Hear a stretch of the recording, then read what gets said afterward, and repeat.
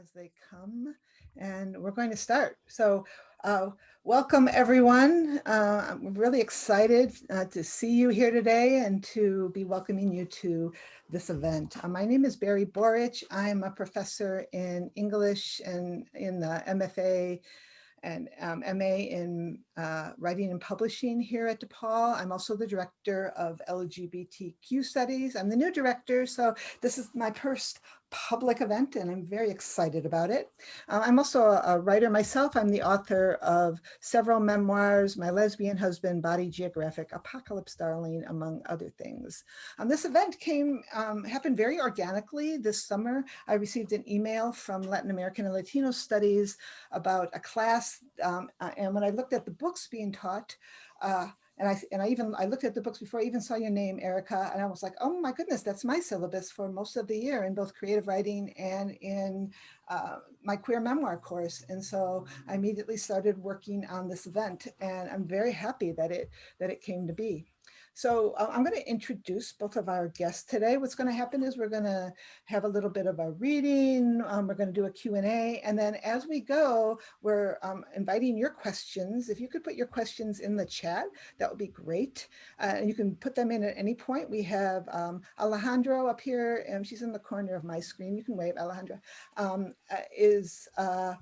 is recording, is picking up all your questions, is going to be passing them forward to Erika. We will get to as many of them as we can.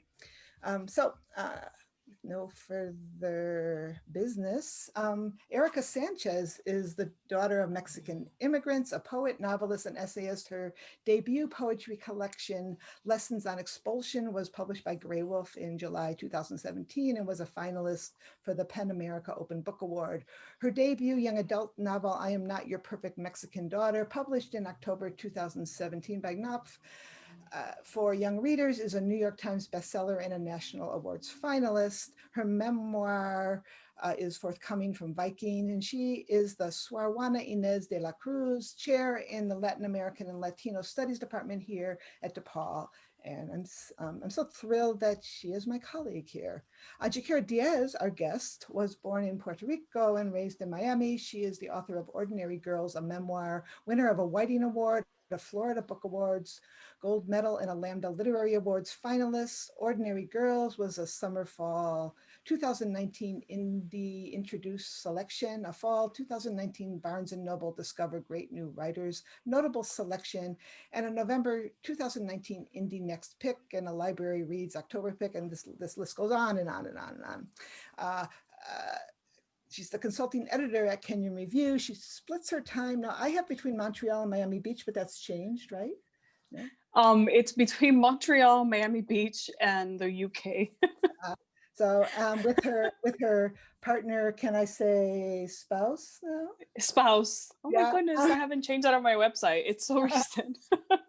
The writer Lars Horn, and her and Jaquira's second book, which is going to be a novel, is forthcoming from Algonquin. So what I'd like us to do before I turn it over to them, we purposely didn't do the closed webinar version of this. So if everyone can just take a moment to clap, snap, twinkle, anything to welcome Jaquira, that would be great. So yay! Thank you all. Thank you so much. Okay, Jaquira, you're on. Thank you. So my book is called Ordinary Girls, and I'm going to be reading from like right in the middle of the book, from a chapter called Girls, Monsters. And I'm just going to read for a few minutes, and it's right at the end of the chapter.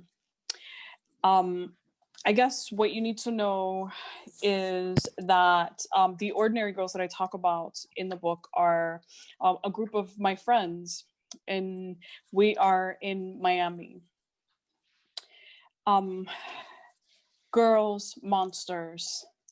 The fall after China's quinces, the year we started high school, Shorty and I became friends. We'd known each other before, met when some friends and I were planning to fight some other Nautilus girls, a ridiculous 1-minute roll on the sidewalk that ended with one of the girls having a seizure in front of the Hunan Chinese restaurant. The rest of us scrambling in 10 different directions when the cop cars pulled up, lights flashing. Shorty turned out to be one of my closest friends, even though we hadn't known each other long. She'd moved down from Chicago just a year before. We fell into an easy friendship, growing our hair long, dressing alike. She was small, with dull eyes and a dash of freckles across her nose, and she was always, always smiling. That fall, that year, she was one of the few people I went to with my fears, my dreams, my anger.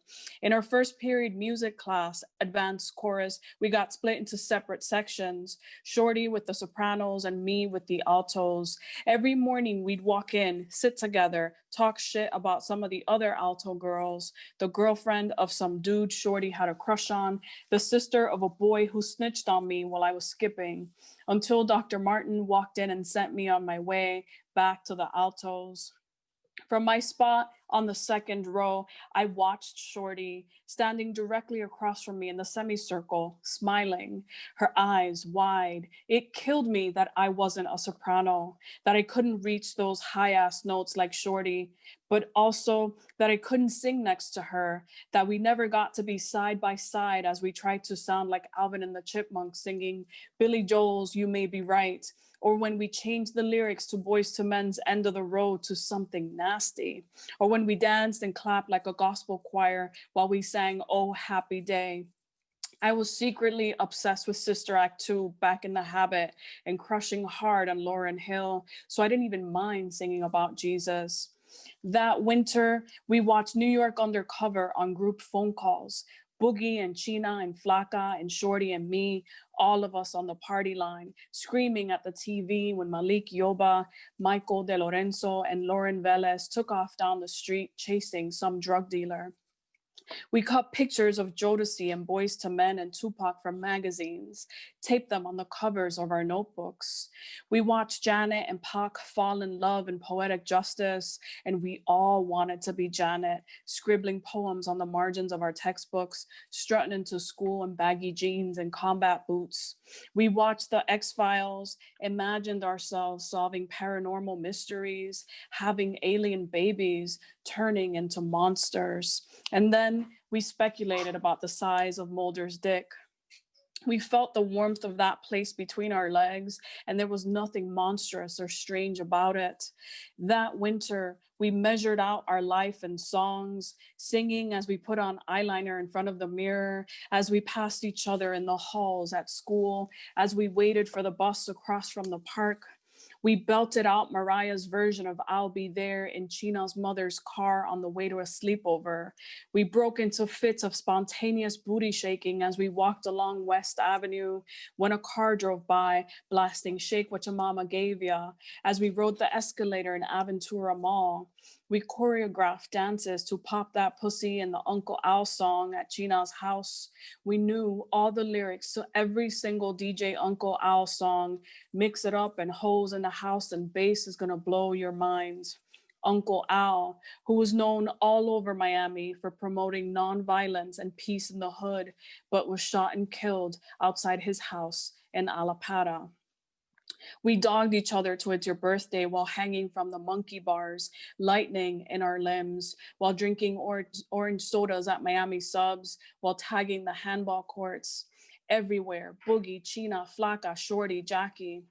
That spring, we paid tecatos at 7-Eleven to get us bottles of strawberry Cisco, took the bus to Bayside, got on the party boats, danced and danced and danced with older boys, handed them our phone numbers at the end of the night. We rode to the all ages clubs, Pac Jam and Sugar Hill and Bootleggers, where they sold no alcohol, but everybody smoked weed. We passed the blunt across the dance floor, all of us sweaty and smiling, and on stage, Older girls dusted with baby powder shook and shook their asses, flashing us their tits. All the girls booing, all the boys screaming, cheering, fists in the air. We smiled at each other nervously, recognizing some of the girls we knew from school. 2 years ahead of us, 3 years ahead of us, our friend's cousin, a girl my brother dated once. And one day that winter, we would hear about one of those girls, see her face on the news, about how she and her best friend were found floating in Biscayne Bay, strangled, tied together, their school pictures all over our TVs for days, for weeks, their story on the front page of the Sun Sentinel with the headline, "They were inseparable friends and they were slain together." We would remember their dancing, speculate about the who, the how, the why. We would talk about how they were so young, had so much life left to live, as if we knew anything about life and living it. We knew nothing but what eyes could see.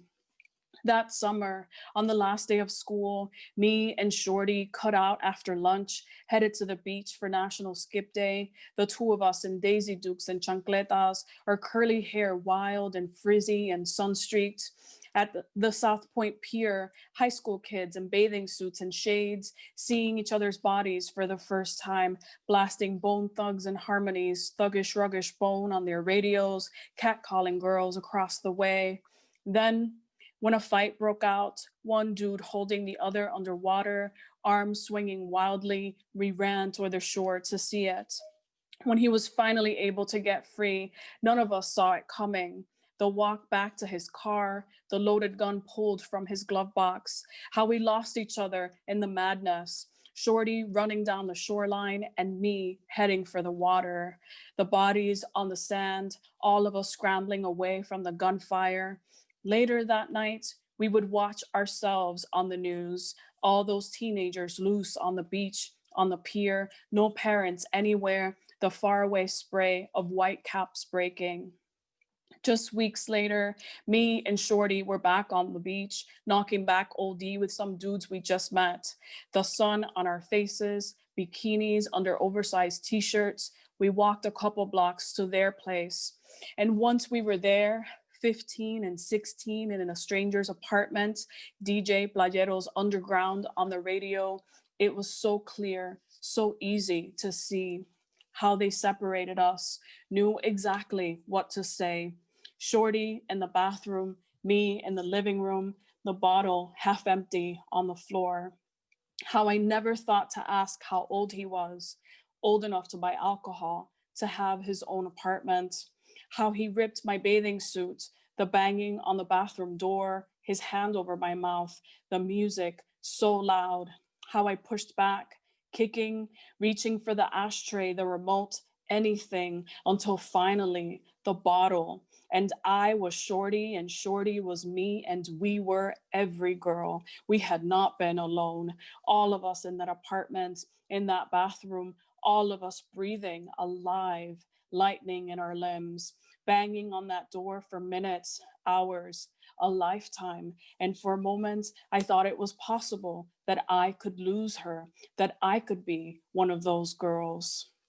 It was the same the next summer and the summer after that. We went right back to drinking, smoking, fighting, dancing, running away. We wanted to be seen, finally, to exist in the lives we'd mapped out for ourselves. We wanted more than noise. We wanted everything. We were ordinary girls, but we would have given anything to be monsters. We weren't creatures or aliens or women in disguise, but girls. We were girls. Thank you.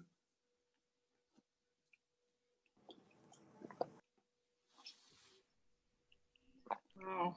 Thank you so much for sharing that. Yeah, this book was just such a journey to read. I just really wish that it would have existed when I was a young girl. I mean, I think that's a cliche that I often hear, but like for real, I feel like this book could have made such a difference, and I'm so glad that it exists. And you know, such a rare thing to have a memoir by a Latina, And that makes me really sad, but it's also very exciting to see something like this receive the success that it has. So yeah, my students have loved the book, lots of really great responses to it. And yeah, I'd like to open it up to questions. Anybody who has a question, please submit, and I'll take it from there. But I guess I'll start with a question that I want to know. Thank you. Yeah, this book, I could imagine, was incredibly difficult to write. Emotionally, I would assume that it was exhausting. Just given the content, all the difficult subjects you explore, just, you know, being a young woman and then being a young woman of color, it's just a terrifying experience in so many ways. And Yeah. there's so much that happened in this story. And I was wondering, as you were writing it, like, how were you able to take care of yourself? Oh, thank you for that question. And by the way, I didn't say it before, but thank you so much for having me. It still feels very strange to me that people have even read the book and that people are talking about it. So to me, I'm like, it's very surreal. So thank you. Yeah, get used to it. It was very, very difficult to write this book. It took me 12 years because I had to keep taking breaks. I had to stop. There were a lot of moments when I thought, I can't possibly finish this book. I'm gonna write something else. And I considered writing it as a novel at one point and just cutting everything that made it my experience and just having a novel that was set in my neighborhood. And I tried doing that for a while and it just didn't work. It felt like I was lying. So I had to keep going. And in large part, the writing at the time, because I wasn't taking care of myself as I was writing, the writing was taking a huge toll on me, my mental and physical health. I suffered from insomnia as I was writing it.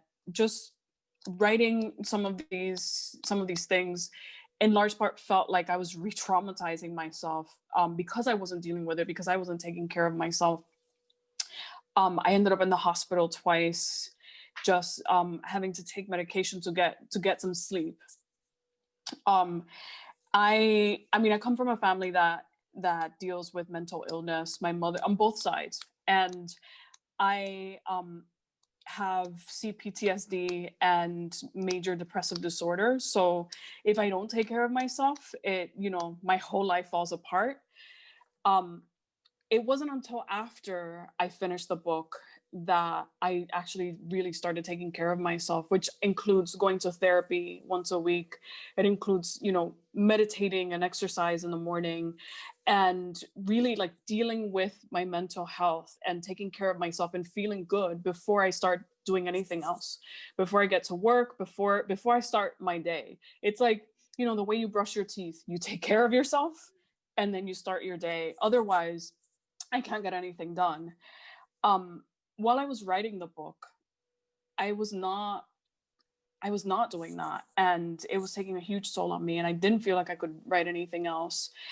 That being said, I would not write a book like this again. I think now I tend to try to find joy in the work instead of, feeling like the book will destroy you.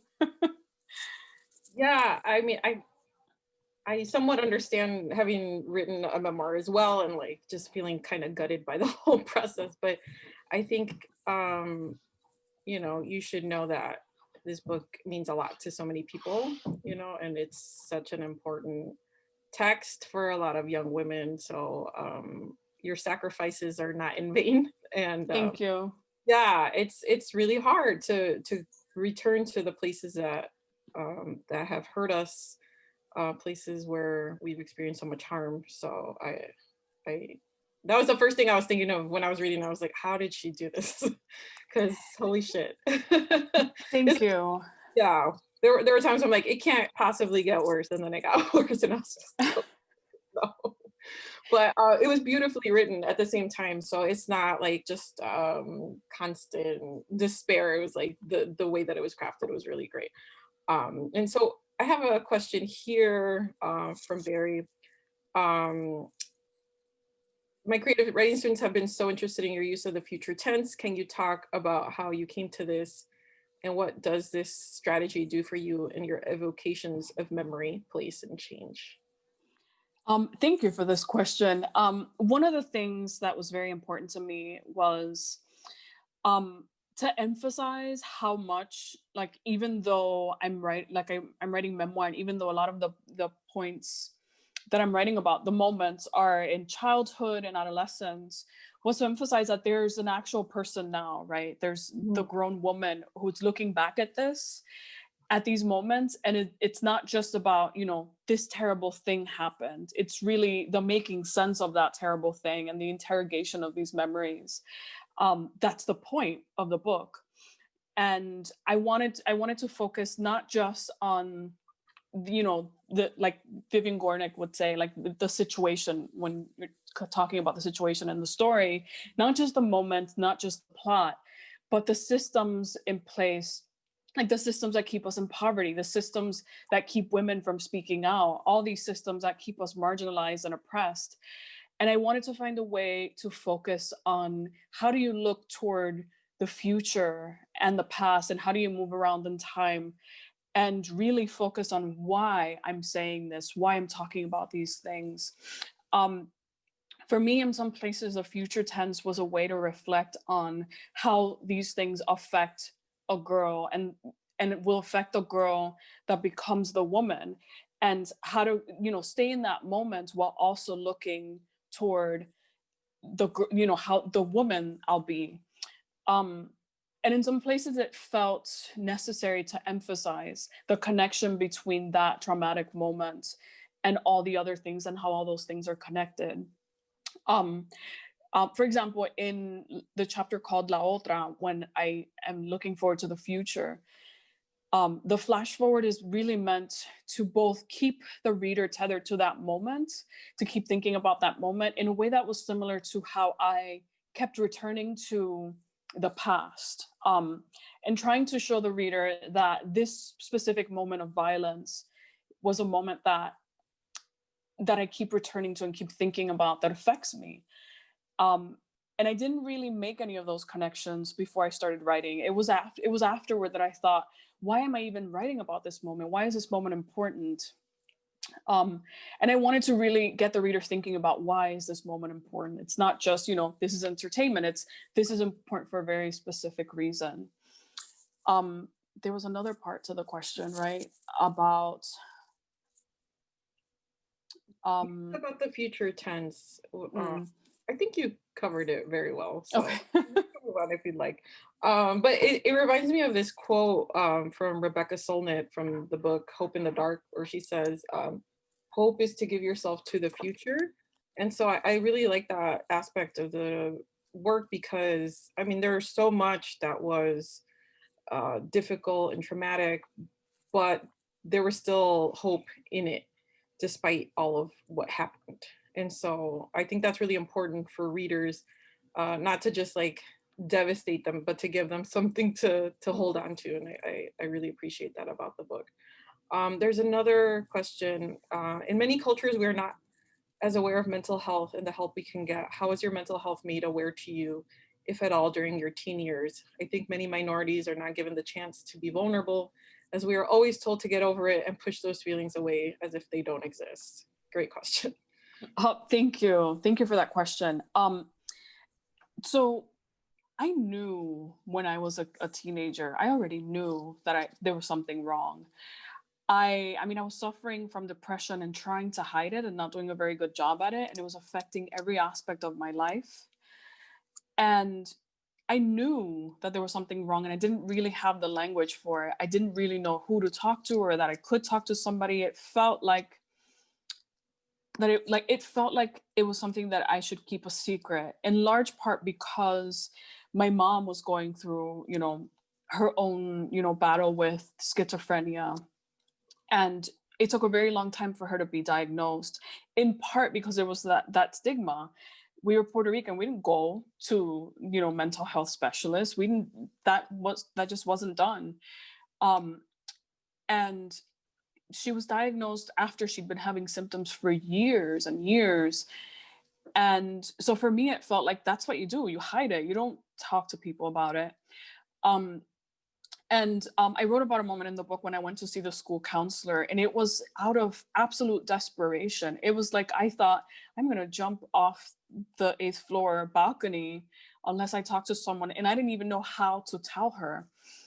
I think one of the reasons why I wrote this book is because I wanted it to be a way to open up some conversations about mental health. Because for me, it felt so shameful. And I wanted people, readers, like the reader who sees herself in my work, to know that she can talk about it, that we should be talking about that it's a shame that we don't talk about it. I mean, Erika, you do this all the time, which is talk about it on social media and your work. And for me, it feels like this is one of the most important aspects of being a writer, of, you know, being able to talk about this. And being able to talk about it openly now in a way that doesn't feel like, I'm like, why are we so ashamed of, right, you know, talking about this or making this public? I think for me, it became very clear that if there hadn't been a stigma, if it had been okay to talk about it, then my mom would have been treated way earlier, like that she would have gotten treatments that was adequate. And a lot of the suffering she went through could have been avoided. Yeah, it's really unfortunate how we silence women in many different ways, and that's one. Just making it stigmatized, making it something that is shameful. And I think it's really important that we talk about it very openly. And yeah, this book was really refreshing in that way. And I think a lot of people don't even know the extent of the problem. The extent of the problem that you know, Latina teens suffer from incredibly high rates of depression. They have the highest suicide rates of all their peers. I mean, there's so many different components to this issue, and I think you explore some of them really, really well. And it's something that I constantly talk about. You're right. Thank you for acknowledging that. And it gets tiresome. It's like, I don't want to keep talking about it, but like, no, people aren't really paying attention. And just like thinking about the pandemic and like what consequences it's having on like young people right now, you know, like stuck in their homes. If I were a teenager who couldn't leave my house, oh my God, I would have lost it. And so I think about that a lot. And I think this is really powerful to get people to talk about it. Another question is, when and how did you start writing, and what made you decide to do that? I honestly don't think I made a conscious decision. I think I was a kid who wanted to write before I even knew what writing was. I was a reader before I was a writer. And I was always just fascinated with books. My father was a poet who was always reading. He was always, you know, he always had a book in front of him. And as a little kid, I was like, I want to know what this is all about. Why is he spending so many hours reading books? And so I wanted, in a lot of ways, to impress him. I wanted him to see that I could read. And then as soon as I could read, I was like, wait a minute, you can actually create a whole nother world. I want some of this. And I was 8 years old, 9 years old, you know, trying to write versions of movies, trying to write myself into these movies before I even understood that, you know, people actually sat in front of typewriters and, you know, typed out books and made them happen. Before I even understood that concept, I was already trying to do this, trying to be a writer. When I was 10 and 11 years old, I already kind of imagined myself a writer. I fantasized about writing mostly movies. And then I was a wannabe poet in college, failed at it, failed very, very badly. And then well, it was more when I was 13. I wrote about this in the book, and our language arts teacher gave us an assignment to write about Hurricane Andrew and how we survived it, and how we went through it. And I wrote this essay and just wrote and wrote and wrote, and then turned in my homework like you're supposed to. And my teacher sent it to a contest for public school kids in Miami-Dade County, and it was published along with like 10 other kids in the Miami Herald. And I thought, wow, I can actually be a writer. And it felt really good to be someone, to have something that was published and that people were actually reading. And I thought, okay, I'll do this. But I didn't really understand that you could actually be a writer and write books and make money. I honestly thought that in order to be a writer, that I had to be white, that I had to be a man. In large part because I went to the library and asked the librarian for books, and all they ever gave me were like Stephen King books by white men. And I thought, I can't how do I even become a writer? And so when I made a decision, it was when I was going into the University of Central Florida, and they asked me to choose between, like in the English department, to pick my major, they asked me to choose between technical writing, literature, or creative writing. And I chose creative writing, and I was like, okay, I guess I'm going to do this. I'm going to be a writer. And I thought I thought it would be more lucrative.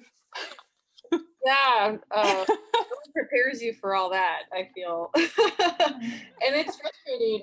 Excuse me, I have to let this dog out because she is really out of here. But thank you for that question. Yeah, it's hard when you don't see examples of people like you doing what you're trying to do. And so it's like, you just kind of have to figure it out.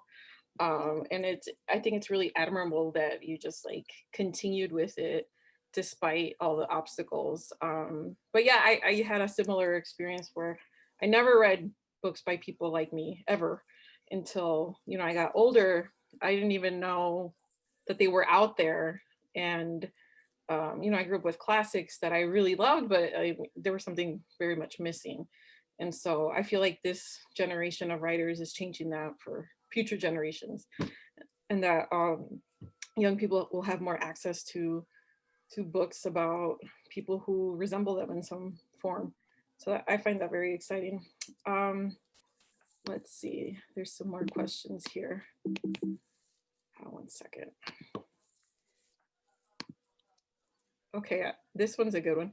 If you could tell your younger writing self anything, what would it be? Oh my goodness, my younger writing self? I don't know. I think I would tell myself to enjoy it a little more. Like, don't take everything so seriously. In college, I was that kid that everyone in class hated because I was like, I'm going to be a writer. I am hyper-focused and there's nothing else in the world. I think I would have a lot more fun and read more books. Yeah. I always tell my students, like, just read, fun, and I think you should love it, because if you don't love it, it really isn't worth it, because it sucks oftentimes, right? It's lonely. It's hard to get paid. I mean, there's just so much that goes into it, and if you're not like totally enamored with books and writing, then it's just like, well, do something else probably. That's how I feel. I also think you should be reading a lot more than you're writing. Yes, me too. I really say that. I very much agree. I think that's so important, because how can we write in a vacuum? We just can't. It's impossible. I have some more questions here. Let's see. Sorry, one second. So Bari says, I'm interested in the way queerness is embedded in this text. Of course, in the scenes with Elisa, the queerness blooms almost desperately, right? But otherwise, what I love is the way that queerness is always in the atmosphere. Can you talk about writing the intersectional memoir and the pleasures and difficulty of putting in the parts of life that haven't fully happened yet, but are still so present in all of this story? Oh, thank you for that question. So I kind of struggled with how to write about queerness in this memoir, because I feel like in order to write about my queer journey, I need a whole nother book. I need a whole nother memoir. But also because, I mean, I lived a very closeted life. I was a kid who, I was terrified of coming out to my parents because there was so much homophobia in my community. And one of the reasons why I became so obsessed with the baby lollipop story, and Ana Maria Cardona, was because she was a woman who was tried for the murder of her son, but also they made it sound on the news like they talked about it as if being a lesbian was part of the crime. And for me, in my head, I already knew that I was gay. I already knew it. And yet I was denying it. I was like, there is no way this is possible. This is not happening. I was madly in love with half my friends. And I was also still kind of fighting against it. And it wasn't until I went into the Navy that I felt like, this is who I'm supposed to be. This is how I'm going to be happy. And yet went back to, Miami, my normal life, and lived closeted again. I never thought that I would come out to my family. So for me, I really struggled with how to even write about that without making that the focus of the book. And I also wanted this book to be in large part about kind of like a love letter to my friends and about love that is not romantic, as much as it could have been. I wanted that to be the focus of the book. But I think that for me, I struggled with how to even talk about the idea that I knew I was gay, and yet I lived a closeted life, and I never intended to come out until I came out to my friends when I was 19. And then I was out professionally, but to my family and my community, I was like, that's just never going to happen. I'm either not going to be in a real relationship, or I'm going to have a partner and they're never going to meet my family. So on all this to say, I don't even know how to answer your question. It feels like whatever queerness is in the book is there because it was ingrained in me, not that I necessarily tried to get it in there. What I wanted to communicate was how closeted I actually was, to the point that I was bursting with this teenage desire for my own friend, and I couldn't even say it out loud. And now she's like, why didn't you just tell me? I liked you too. Aww. But now you're happily married, which is great. Yes. Congrats on that. Thank you. Thank you. I'm hoping that your family is much more accepting than you anticipated. It was a journey, but yeah, as far as my brother, when I came out to my brother, he was like, yeah, we know, we've always known, everyone knows. Of course we know. And then when I came out to my father, he was like, you too, okay. And my mom was a struggle though. For her, I had to come out to her like 6 different times, again and again, and then tell her, I'm not doing this again. If you want to be in my life, you need to accept this. This is who I am, and you're going to have to love me this way, or I'm not going to be in your life. No. And it was hard. It was heartbreaking to have to do it again and again. But eventually, my mother just learned to deal with it, and now she loves my partner, and so great.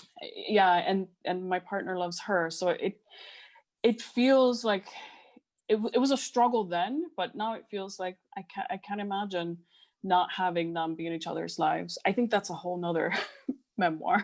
I would love to read that memoir. I have another question. Did the way you wrote the memoir come naturally, or did you find yourself rearranging sections or chapters to make it easier for us to follow along? Even though it wasn't told chronologically, it was very easy to know where we were in terms of timing.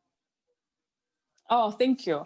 No, the way that it came was not easy. I struggled for years with how to write this. In the very first version of it was chronological. It was straight up chronological, and it just wasn't working. And then I kind of tore it apart and reshaped it, and then started thinking of chapters as individual essays that you could read as essays or chapters. And then I went to Breadloaf, the Breadloaf Writers Conference, and I had a conversation with Luis Alberto Urrea about the book. He was my workshop leader, and his wife, Cindy Urrea. And it was the two of them, talking to them, that kind of broke my mind apart. And they said, cut the book in half. And after that felt like, permission to do something. And as soon as they told me that, I thought, oh, I had this huge manuscript that was all chronological. And so then I cut it in half. And then I started really thinking about every single chapter being an essay that had its own arc and its own theme and explored its own relationship. And then it just came together in the last year. And it was shaped like this. And then I also didn't want the book to be like this resilient survival memoir that, just that leaves you with hope at the end. I wanted it to return to all those systems of oppression that happen in the book. And I wanted it to lead to like end with a conversation rather than some sort of resolution. And that last chapter, the long chapter, Returning, I wrote that at the very end, thinking about not wrapping things up nicely and thinking about returning to all the things that I talked about in order to, to open it up to conversation rather than, ending it with a very neat bow. Yeah, life is not like that. So I appreciate that. And it's very well crafted. I can tell that it took you a really long time. So I see the effort. And I have a comment here. Thank you for being so open with your audience and sharing your experience with us. It means so much to me. I had gone through a reading stump, and honestly, your book is the first book I've read completely through in a while. Once I started, I couldn't put it down. So I think that's one of my students. So yeah, I mean, Thank you. Very captivating. I just wanted to share that with you. And then there is another question. What are your current favorite books by Latinx authors? Any from 2020? Any from 2020? I have two favorites. My favorite is Carolina de Roberti's Cantoras, which is very, very queer, and it's about a group of women who are, I don't know if any of you have read it, but a group of women who are in Uruguay during I want to say the 70s, when they're all queer women, when it's pretty much, it's illegal to be queer in any way. And what happens is that they're actually picking up anyone they think is, going to be rebellious, or anyone who's queer. They're picking them up and either disappearing them or incarcerating them. And so this group of women who know that it's very dangerous to be queer are all friends, and they find this place which becomes kind of like a place where they're safe. They buy this little hut and they start building it up on a beach in a place called Cabo Polonio. And they develop these friendships and become like family. They have relationships, and it's just like following their lives, the lives of these 5 women who are all gay, and when it's very, very dangerous to be gay. And so that is my absolute favorite, which came out in 2019, but I just reread it. So, and I highly recommend it if you haven't read Carolina. Sounds fascinating. Oh, thank you. It's in the chat. Carolina de Roberti's Cantoras. Okay, great. Thank you. And any others? We just want to get some recs, it seems. I'm getting a lot of about that. Let's see, what have I read recently? So I read in a very disorganized way. I read like 5-6 books at once. I just finished I can't help myself. It's like I'm a glutton for books. I just finished Mexican Gothic, which is so strange. I keep telling you, I can't get a copy. You can't? It's always sold out. Yeah, I know. I'm like, great for her, but also I want to read it. So, what the hell? Anyway, but I'm so glad that you were able to read it. It's great. Is it as big as everyone is making it? Yes, it is great, but also very strange. So I'm in the UK in a Victorian old house, and it's Ooh. huge and scary. And so there's this old scary house in the book. Um, and I think if you're fans of like Wuthering Heights, it's like a hybrid between like Wuthering Heights and horror, Gothic. Um, it's yeah. So that's Mexican Gothic, Silvia Moreno Garcia. Awesome. And what else? What else have I read recently that I loved? By a Latina. If you haven't read Angie Cruz Dominicana, I highly recommend that. I feel like for me, that book, when I'm thinking about plot, in terms of plot, it's like kind of perfectly plotted in a way like Aristotelian almost, that it's like a hero's journey, but we don't have a hero. We just have a 15-year-old girl who is just like a very normal girl coming to the US from the Dominican Republic. If you haven't read Dominicana, please do. Yeah. I haven't finished it, but man, it's devastating so far. Yeah. Oh God. Sometimes I'm not ready for it. So I think I have to give myself a little bit of a break. Cool, thank you. Any other questions here? Let's see. Also, I mean, I'm just gonna selfishly ask another question on my behalf. Um, how are you coping with the world right now? I know that's a huge question, but I'm like, can I get some wisdom from you perhaps? Because yeah, it's a struggle right now. Yeah, so the world right now, how am I coping? I'm working a lot. I'm reading a lot. I'm not watching the news. I log on, I check Twitter, just like I limit myself to 5 minutes a day, and then Oh I'm my God, off. amazing. That's the only way that I can get work done. And I'm working on a novel right now, so I'm like, I need my sanity. Sure. But I don't know how I'm gonna be after election day. Yeah, I'm pretty horrified. I'm hopeful at the same time, but yeah, it's gonna be a really tense week, I think. Um, I don't know. Anybody else have any wisdom? I would love to hear it because I don't know what to do. Especially with like this growing baby inside me. I'm like, she cannot be born in like the apocalypse. Like, please, God, someone just do something. Anyway. I tend to think about all the work that's made by poets and writers when they're under oppressive regimes. And I'm like, okay, so one great thing that will come out of this madness is that there will be a lot of work to come from a lot of incredible writers, and we have that to look forward to. And sometimes that's the only thing that keeps me going. Yeah, Yeah. and I feel like, you know, everything also that we do makes a difference, even if we don't quite see it. Like every cause has an effect. That's what comforts me. And people are fighting this. And even though it seems hopeless at times, it really isn't. And so that's something that I hold on to. But yeah, thanks for sharing that. Let's see, I have a question for both of you. Like, why does memoir matter? Talk about writing memoir. You just finished one, Erika. You're out here talking about yours. Like, why? Why should we care about memoir? That's a great question. Do you want to I'll start. So one of the things that I was always thinking about was this idea of writing about real people and writing about real communities.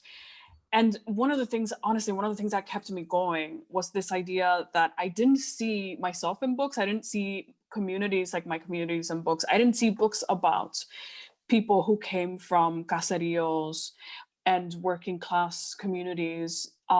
Like I didn't see books about queer women, queer girls. And I really wanted to find myself in books, but I was really thinking about the writer the little girl who is like a teenager who wants to see herself in books. And in a lot of ways, I feel like I wrote this book for like teenage me. it became clear, like I didn't even have language for how important it was for me to see myself in books. It became clear to me that what I had done was that, like, in a very real way. And it wasn't when the book came out in October that one of my friends who's in the book went out to the launch party in Miami at Books and Books and heard me read from it and hadn't read from it, heard me read from it, and then sat in the audience and read pages as I was talking, and like saw her stuff, like her actual self represented in a book, and then came up to me afterward and said, they don't write books about people like us. Like, we're in a book. That's kind of incredible. And for me, I was like, it's not just, you know, my community. It's not just about me. It's about putting us in the conversation and also having the world acknowledge that we exist, right? That we're real people, that you can have an ordinary life. And it's kind of incredible that we can talk about that as having some actual meaning in the world, not just, you know, I live this ordinary life, I went to work, but that our stories matter. It's also for me writing memoir rather than a novel, like writing this story as a memoir was a chance to even to expand the conversation beyond just personal narrative, but also interrogating meaning and having readers make a different meaning out of the work. Why does memoir matter? I think for me, one of the reasons why memoirs by women, especially women of color, especially Latinas, especially queer women, is a chance to see yourself represented in literature, in American literature especially, which is so often I think ignoring the experiences of people like me, of Latinas, of queer women, of women of color who are queer and grew up in poverty. Yeah, I second everything that you said. I think you answered it just almost completely to where I don't have much else to add to it. But I will say that for me, it was important to write a memoir because I felt that, again, you know, the same idea, like I matter, you know, and people like me matter, like working class Mexican American girls in Chicago, like they have purpose, they have meaning, and we don't ever see them really in the mainstream. And so I wanted that to be a part of a bigger conversation. Like these are the struggles that we have, and these are real, and you know, our experiences are important. And you know, with nonfiction, you can't really hide anywhere. You can't say like, well, that's a character, right? Like this actually happened. And that makes it, I feel very, very difficult. This was like the hardest thing I've ever written personally. So yeah, I wanted to be really honest about myself and about my experiences. And that's one thing that I really enjoyed about your memoir, is that you're not afraid to expose like every part of who you are, whether that's flattering or unflattering. Like it doesn't really matter. It's the truth that matters. And I think that that's really important, and it's really rare that it's not like you're concerned about your ego. You know, it's like, this is what happened, and this is the sense that I've made from it. And I feel like I just want to see more of that in the world. So I felt like I had to do my part in some ways. I think we have time for maybe one or two more questions. Anyone want to chime in? Oh, okay, this is a good one. Was there any particular chapter in your memoir that you enjoyed writing? Is there one specific moment of writing you're most proud of, and why? I think the moment I enjoyed writing most was writing about cooking with my grandmother, with my abuela, and being in her kitchen.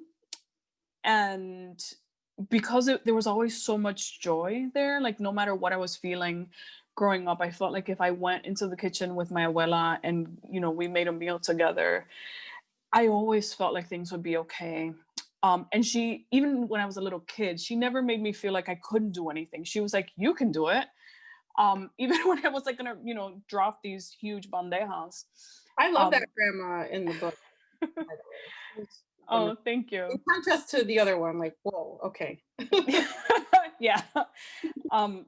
That for me was my favorite part of writing this book, was getting to revisit those scenes and thinking about what it was like to cook with my abuela. It was so meaningful to me to cook with my abuela. I mean, I still love cooking today. It's one of my favorite things to do.